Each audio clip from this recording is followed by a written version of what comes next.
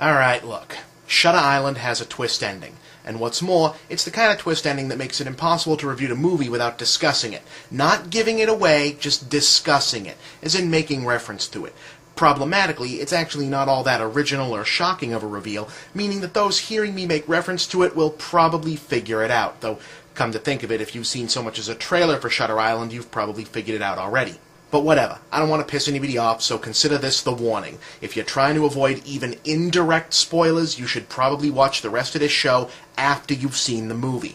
And if you want the super short, should I go see it version of the review, you have to ask? It's f***ing Scorsese. Get your ass in the theater. Okay then. Shutter Island is about a pair of 1950s federal marshals, played by Leonardo DiCaprio and Mark Ruffalo, who are poking around a spooky old insane asylum to investigate the disappearance of a female patient during a massive hurricane. DiCaprio's character seems to have a hidden agenda, he's battling some psychological demons of his own, suspects a preposterous conspiracy, but in no time flat he's having nightmares, flashbacks, surreal visions, and other stuff that begins to blur the lines of reality and even his own sanity. So do you get the feeling you know exactly where this is going? Yeah, well, you and everybody else. What do you want, a cookie? That's the problem with trying to talk movies in this era. People are so hung up on being the first one to go, oh, it's just Pocahontas again, or this was better when it was called Alien Nation. They miss most of the point. It's not just about the narrative, it's about the technique and the artistry and the filmmaking. You think Da Vinci was the first guy ever to paint a half-smiling brunette? No, he just did it better than everybody else. So Shutter Island's ultimate answer to what's going on is kinda dopey and overused even for the asylum mystery genre. Yes, that's unfortunate, but it's also just about the least important thing about the movie. What matters here, or at least what should matter here, is that it's the chance to see Martin Scorsese, one of the greatest American filmmakers who's ever lived, turn his attentions to something as primal and classic as what amounts to an old dark house mystery. Scorsese is part of the same 1970s movie brat movement that birthed Steven Spielberg, George Lucas, and Francis Ford Coppola, and he shares with his brethren the distinction of often being at their best when applying fresh coats of paint to the oft-dismissed pulp genres like space operas, monster movies, or gangster flicks.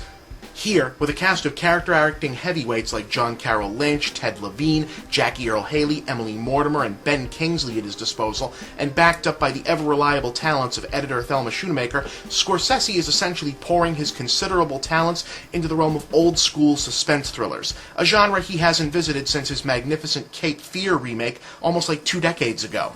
Given all that pedigree, Shutter Island is easily the highest-grade fusion of psychological horror and haunted house story since The Shining, and the quicker you realize that it's not interested in blowing your mind with screenplay structure gymnastics, the quicker you'll be able to appreciate it blowing your mind with everything else. The asylum itself is a spectacularly spooky, the old-school detective business is aces, and the maybe not central mysteries involving experiments and unsolved murders and even Nazi death camps are executed with more skill than such distractions usually tend to get in these kind of movies.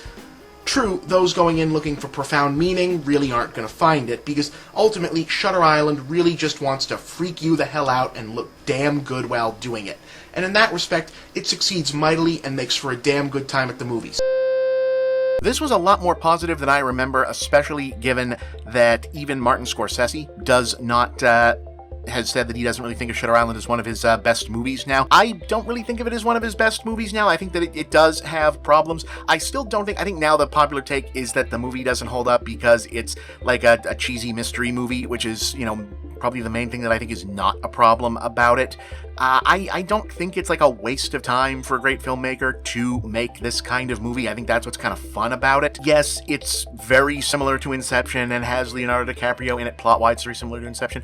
But otherwise, it holds up. It's fun. I always like when Scorsese does genre stuff. I wish he would do more genre stuff. I understand he feels like he's only got a certain amount of time left and he wants to focus on stuff that's meaningful and important. Okay, but if you haven't watched this one in a while, it's really cool. This and Cape Fear, Scorsese doing straightforward stuff is really cool. I really do wish that he had done like more of it.